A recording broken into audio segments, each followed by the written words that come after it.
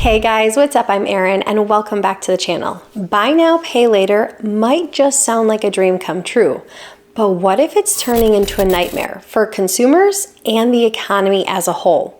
With buy now, pay later services like Affirm striking billion-dollar deals to fuel their growth, what if these free installment plans are making everything more expensive for those who use the services, as well as everyone who doesn't? Affirm recently struck a $4 billion loan deal with the private credit firm Sixth Street, making this the largest capital commitment in the buy now, pay later, or BNPL space, and signaling strong confidence in this model from private equity firms. So what exactly is buy now, pay later, or BNPL? For those who are unfamiliar, buy now, pay later services are available through many online retailers, and it's pretty much exactly what it sounds like, where you buy a product today, it gets shipped to you, and then you pay it off in installments over time.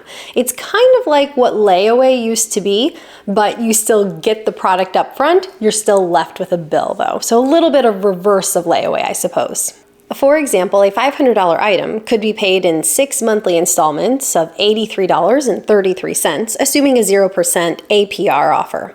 This makes the purchase seem much more manageable to consumers. And suddenly buying this $500 item, which might have caused consumers pause before, instead they see this $83 figure and it looks much more reasonable. BNPL services market themselves as making shopping more affordable to the consumer. They reduce that upfront cost, they spread out the payments over time, and they do all of this without any hard credit checks, so it doesn't affect the consumer's credit report or their credit score. They are essentially short-term loans, and in many cases, these loans are offered completely interest-free. But depending on the BNPL service that you use, some do have interest, some come with fees, so you have to check which one you're using if you're utilizing these services. But I think it's fair to assume that these companies are not operating out of the goodness of their heart. So the first question we should ask is, how do buy now, pay later services make their money? One of the biggest sources of revenue for these companies is merchant fees. Merchant fees aren't anything new, so let's take a look at what they typically look like. If you run a debit card with a merchant, typically that merchant will pay 0.5 to 1% of the transaction amount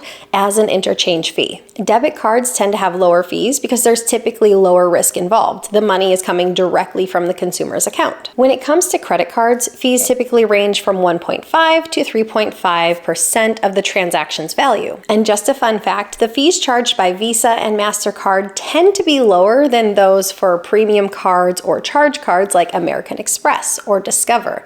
And these fees are ending up to be a significant revenue source for the card issuers. But like I said, these fees have been around for years. They are absolutely nothing new. Studies from the Federal Reserve Bank of Boston, the Congressional Research Service, and the National Retail Federation show that these fees act as a multiplier, driving up product prices and inflation, costs that are ultimately borne by all consumers. And with that in mind, let's talk about the merchant fees typically charged by buy now, pay later services.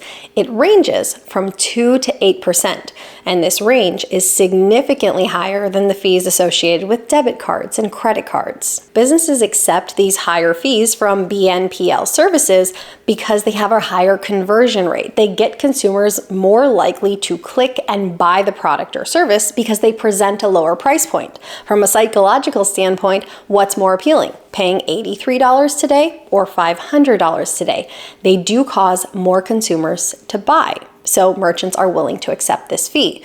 But at the same time, merchants don't really just absorb this fee. Instead, it ultimately leads to an increase in the cost of goods and services by a more exponential rate, because if they're now paying an 8% fee, that 8% gets built into the cost of goods and services and it's passed on to the consumer. So ultimately, it leads to an increase in the price of all goods and services. Even merchants who don't utilize buy now, pay later services will analyze the marketplace and see that their competitors have increased their cost of goods and services, and this gives them the green light to increase their cost to stay competitive. So even though only 17% of consumers report using buy now, pay later services in the past year, I think it's fair to assume that broadly, the increase in costs related to these increased fees will be passed on to all consumers, and ultimately it will end up being largely the non-users of BNPL services that subsidize the use of these programs. While merchant fees drive revenue, BNPL providers also rely on securitization to sustain their operations. Loan sales are another revenue source for BNPL services, where they take these smaller loans, bundle them up, and sell them to banks, investors, and other asset managers.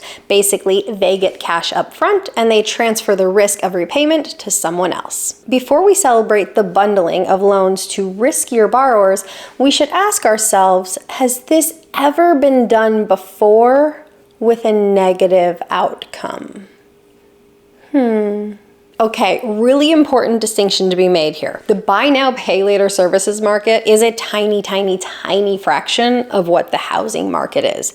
But I do think it's worth keeping in mind that the 2008 financial crisis did start as subprime mortgages were bundled and sold off as investments. And in many cases, they were sold off as more secure investments than they actually were. So there are some parallels here, even though the magnitude is totally different. And even if there were widespread defaults when it came to buy now, pay later loans, it would be contained. There would be losses in the retail space, there might be a slowdown in e-commerce, there would be losses in FinTech, but it would be strongly contained. It's nothing like the housing market that affects the entire economy. But I do think it's worth questioning, and I do think it's worth looking at and saying, is this really a good idea? I think it's worth keeping in mind that many of these buy now, pay later services, while presenting themselves as benign and very convenient options for consumers and merchants alike, they come with many red flags for all parties. First and foremost, they really encourage overconsumption. They encourage consumers to overly extend themselves. By presenting a smaller price upfront, they allow consumers to turn a blind eye to the true cost of the item. And often they come without many protections. If you were to use a credit card, there's usually a dispute resolution process if a service was not rendered or you didn't receive an ordered product.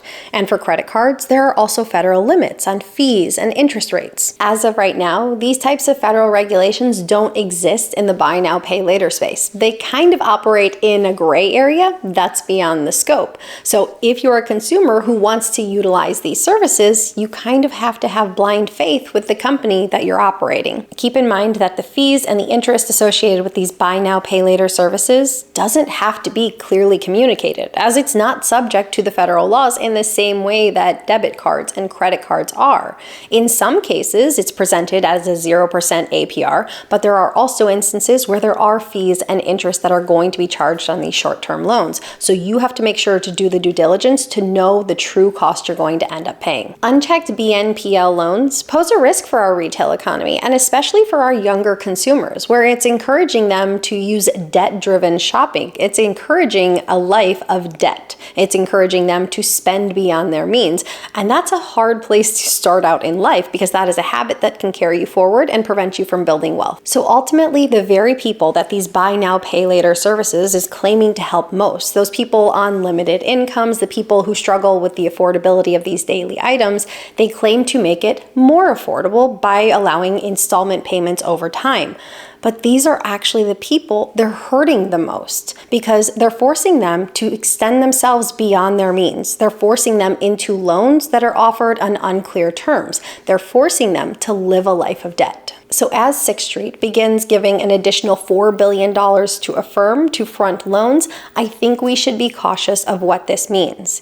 Because as a company gets an additional $4 billion loans, that amount has a way of multiplying when given to a company that is in the business of issuing loans. Capital gets recycled within a company. So as repayments start on loans that have already been issued, those repayments get funneled into new loans. And remember, loans are done on a marginal basis with only a fraction of the total amount of the loan necessary. So ultimately, what's an initial $4 billion investment could easily turn into $20 billion in new loans. And I think this is an incredible disservice to the well-being of consumer financials. As buy now, pay later services continue to proliferate, their allure and convenience comes with hidden costs that ripple far beyond the checkout screen. By normalizing debt, raising the price of goods, and leaving consumers vulnerable to financial strain, this represents more than just a new payment option. It's a paradigm shift with a lot of implications. So next time you see at the checkout screen, pay in 4 monthly installments just by clicking here, recognize that this is increasing the cost for all of us. What are your thoughts on buy now, pay later? Leave them in a comment down below. I post new videos every single week. If you got anything at all out of this one, please give it a like. If you're new here, please consider subscribing. Or if you know of someone who might get something out of this type of content, please consider sharing. I'll see you soon. Bye. Hey guys. Lingering colds at 80. I have this problem. I'm always off center. What do I do with that? I was gonna say patient. Blame it on the day job. Deal with patients. Okay, the patients are fine. Oh my gosh, I don't even know where I wanna go. We're gonna wait for the plane to pass. We're gonna wait for me to stop being crazy, and then we're gonna try again. Let's not use ultimately twice.